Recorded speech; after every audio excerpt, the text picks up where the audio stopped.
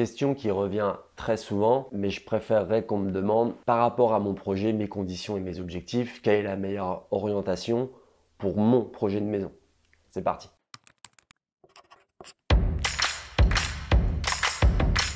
Donc un petit rappel concret avant de rentrer dans le vif du sujet. L'orientation, elle a évidemment une importance primordiale pour la réalisation de votre projet, la réussite de votre projet, puisque l'apport d'énergie naturelle, tant pour le côté température dans la maison que pour le côté luminosité, et puis aussi pour l'extérieur, puisque l'emplacement d'une éventuelle terrasse ou d'une piscine sera aussi fait en fonction de ça. Donc au niveau de la lumière et du chauffage naturel entre guillemets que l'on va mettre en face, c'est plutôt l'emplacement des pièces, c'est-à-dire que ça, même sans avoir de plan, on peut le faire déjà en masse. Je vais vous montrer après au tableau après. Mais il faudra aussi penser aux extérieurs. Est-ce qu'il y a des arbres? Est-ce que je vais être obligé d'en planter? Par rapport à la maison, la route, le vis-à-vis, les voisins, est-ce que ça va bien tomber? Etc. etc. Encore une fois, ça, ce sont des critères à écrire et à lister lors de la préparation de votre projet, puisque le choix du terrain se fera aussi en fonction de ça.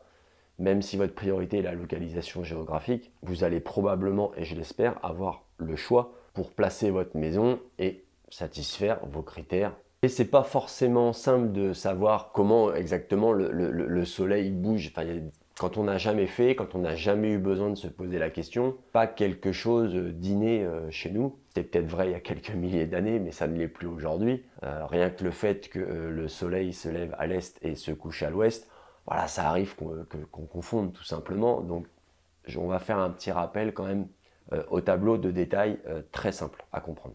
Donc, si je prends un terrain vu de dessus,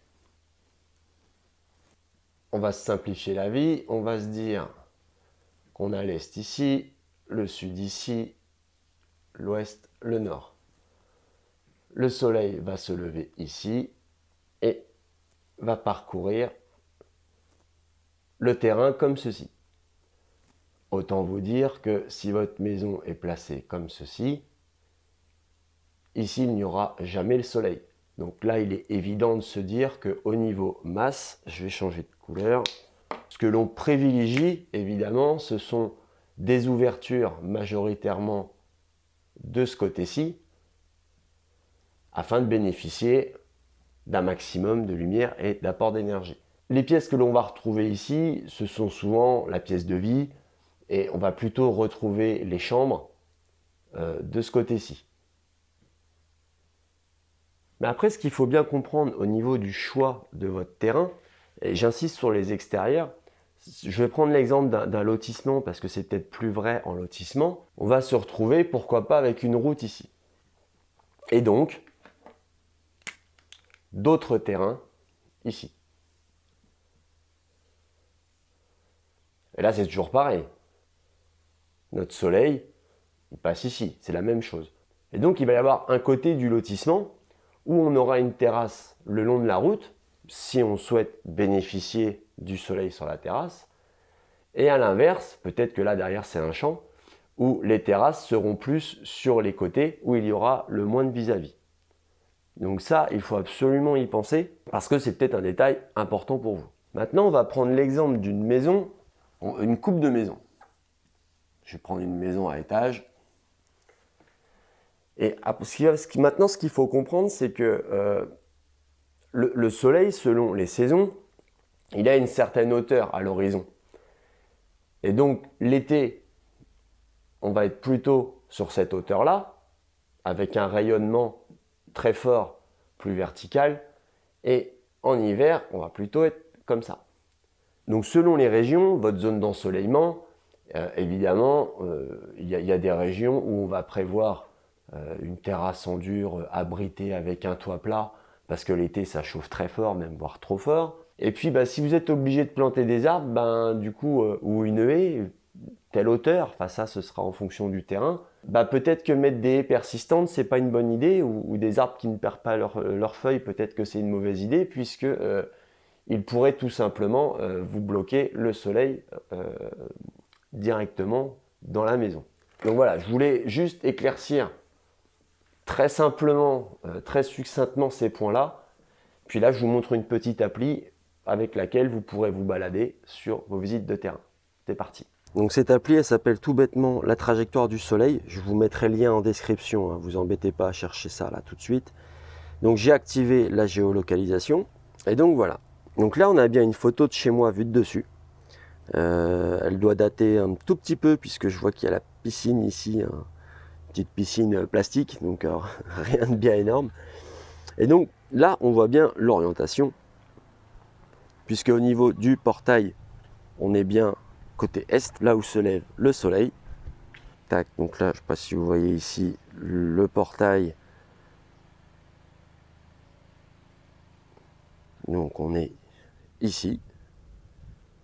Donc là, au moment où je filme, il est environ 11 h. Donc évidemment, le soleil s'est décalé. Voilà, il est par là. Le soleil, il fait ça.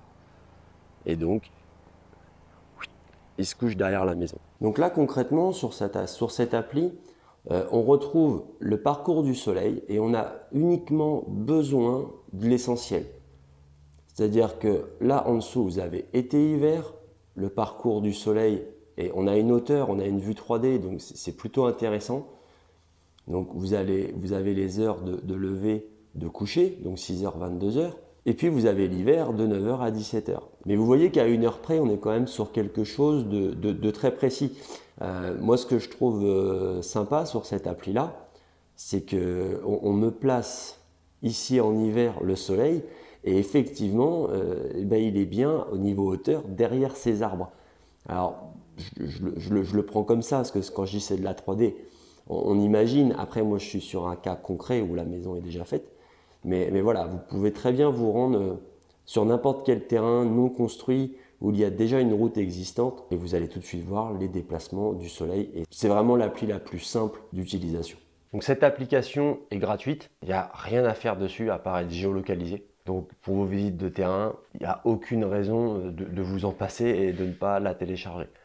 Après, je ne les ai pas toutes faites non plus, j'en ai regardé une dizaine. Mais voilà, on a besoin vraiment que de ça, l'essentiel. La hauteur et le parcours été-hiver, les deux extrêmes.